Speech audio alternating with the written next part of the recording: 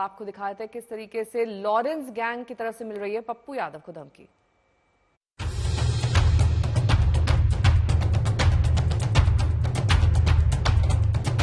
भाई ने जैमर बंद करवा के जेल का कॉन्फ्रेंस तुझे कॉल करवाई थी कॉन्फ्रेंस पे।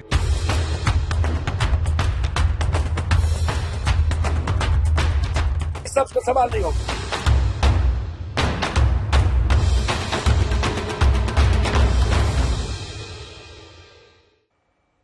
तो लॉरेंस गैंग की तरफ से पूर्णिया से सांसद पप्पू यादव को जान से मारने की धमकी दी गई है।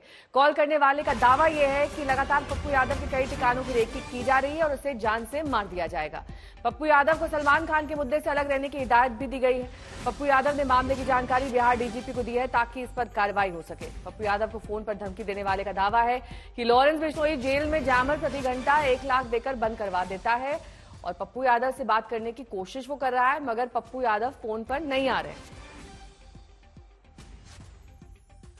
और सुन बात ध्यान से, भाई ने जैमर बंद करवा के जेल का कॉन्फ्रेंस तुझे कॉल करवाई थी कॉन्फ्रेंस पे और तूने फोन ना उठाया। ठीक, ये था। एक तो तेरा हो गया निवास, और अब गिनती चालू कर दे। एक हाउस पार्क दऊपल्ली, ठीक। दूसरा हाउसिंग सोसाइटी अनंतपुर। तीसरा अपार्टमेंट बिल्डिंग गुरदास मुथैया। चौथा पटना जिस घर में नजरबंद था तुम, वो भी।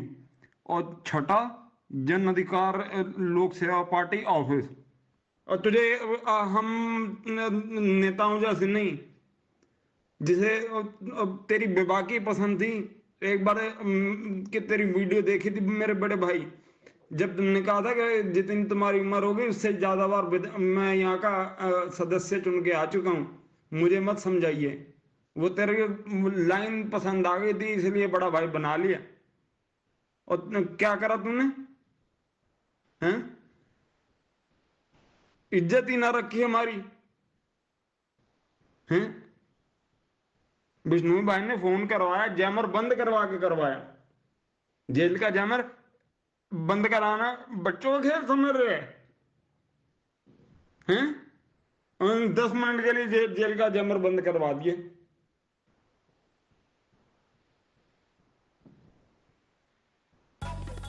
अब खाली हो के अकेले में फोन पे बात कर। सर, पप्पू यादव को धमकी मिली है, उसके लिए कुछ आवेदन दिए हैं क्या? अभी मुझे मीडिया के थ्रू जानकारी मिली है कि इस तरह की बात है। इस पर हम लोग जांच करवा रहे हैं और वैसे उनको जो संकल्प के हिसाब से सुरक्षा मुहैया कराई गई है और वो वाई+ सिक्योरिटी में ऑलरेडी हैं, उसमें उनको जो रिक्वायर्ड सुरक्षा है वो दिलाई जा रही है। साथ ही में जो आसपास के क्षेत्रों में सूचना संकलन भी की जा रही है कि इस तरह कोई मामला हो तो हम लोग दृढ़तापूर्वक इस पर कार्रवाई कर सके। बाकी इस पर जाँच चल रहा है। ठीक है। अरविंद ओझा मेरे सहयोगी इस वक्त तमाम जानकारी के साथ जुड़ गए हैं, रोहित सिंह भी जुड़ गए हैं। सबसे पहले अरविंद, आपका रुख करते हुए, अब ये जो बातचीत की डिटेल्स सामने आ रही हैं जिसमें शख्स धमकी दे रहा है, उससे तो ऐसा मालूम होता है कि पप्पू यादव का एक कोई करीबी है, उसको अपनी कोई परेशानी है, उनसे खुन्नस है और लॉरेंस बिश्नोई के नाम का इस्तेमाल किया जा रहा है।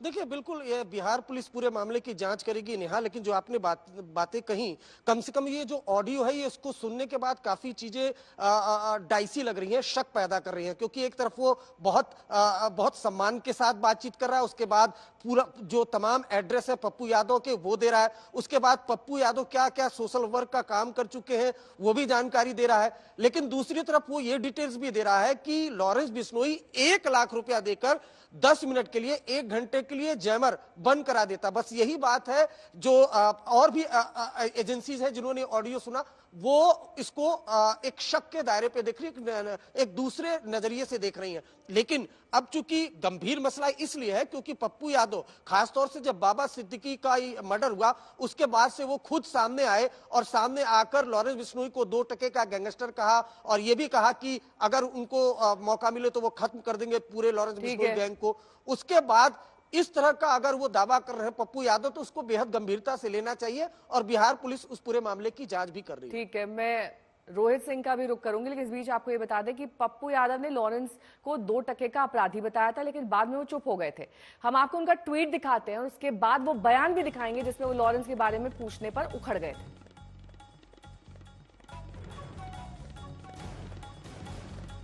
ये ट्वीट है पप्पू यादव का, जिसमें वो 2 टके का अपराधी लॉरेंस बिश्नोई को बता रहे हैं, पूरा नेटवर्क 24 घंटे में खत्म करने की चुनौती भी दे रहे हैं।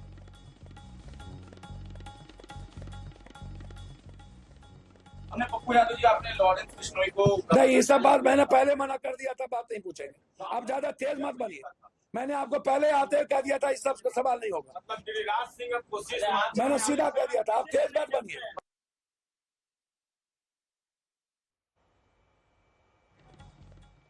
रोहित सिंह मेरे सहयोगी जुड़ गए हैं तमाम जानकारी के साथ। रोहित, पहले पप्पू यादव खुद ही ट्वीट करके चैलेंज करते हैं लॉरेंस बिश्नोई उनकी गैंग को, फिर प्रेस कॉन्फ्रेंस में जब सवाल पूछा जाता है तो उखड़ जाते हैं, तो क्या इस बीच उन्हें ये धमकी भरे कॉल आ चुके थे जिसके बाद वो संभल गए?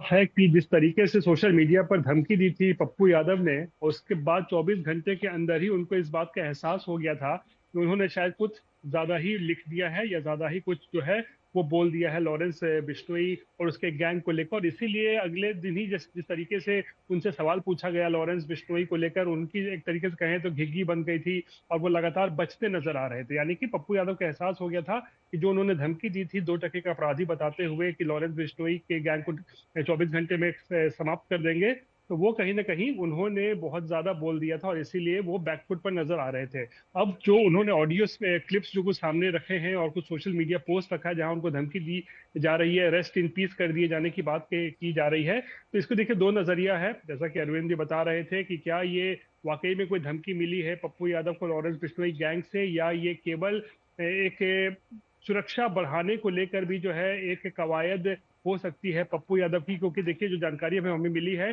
कि इस पूरे घटना के बाद, धमकी आने के बाद, अब पप्पू यादव ने बिहार सरकार को पत्र भी लिखा है और अपनी सुरक्षा को बढ़ाने की मांग भी की है। यानी कि दोनों पहलू जो है इस पूरे घटनाक्रम के जो अब सामने आ चुका है, और पुलिस हालांकि इस पूरे मामले की जांच भी कर रही है, लेकिन दूसरी तरफ अब पप्पू यादव जो है सुरक्षा की जो है गुहार भी लगा रहे हैं नीतीश कुमार सरकार से कि उनकी सुरक्षा बढ़ाई जाए, उनकी जान को खतरा है, और इसको लेकर भी राजनीति तेज हो गई है। ठीक है रोहित, बहुत बहुत शुक्रिया इस तमाम जानकारी के लिए आपका।